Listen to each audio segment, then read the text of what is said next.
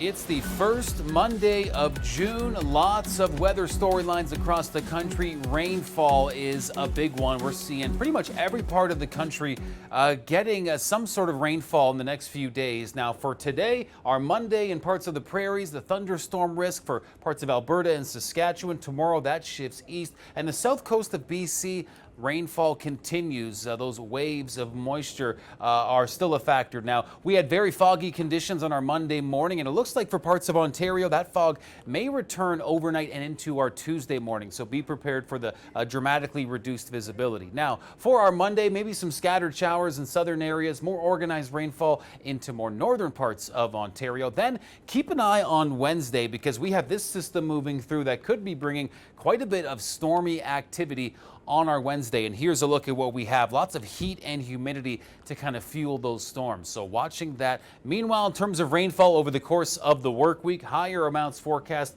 in more central and northern parts of the province. Okay, for Toronto, noticing a cooler temperature pattern as the week goes along. And after our stormy Wednesday, the rainy and active weather looks like it'll spill right over into the weekend. Now for Atlantic Canada, showers are going to be kind of on and off and that unsettled weather, mostly for Newfoundland. But we can see some of that moisture appears to make its way over to the Maritimes as well over the next few days. Now, as we can see, things are just going to be quite unsettled. Again, kind of peppered in and out with that rain as that low pressure system continues to drive this weather pattern. And for St. John's, as you can see, cool temperatures and quite a wet pattern. And for Halifax, we're looking at some drier conditions, maybe showers on Thursday and some decent temperatures around that 20-degree mark. Okay, for our storm risk, this is one of the big stories we're tracking because you can see around the Edmonton area, not just thunderstorms, but the chance of funnel cloud development. Everywhere else you see shaded in yellow, parts of BC, Alberta, Saskatchewan,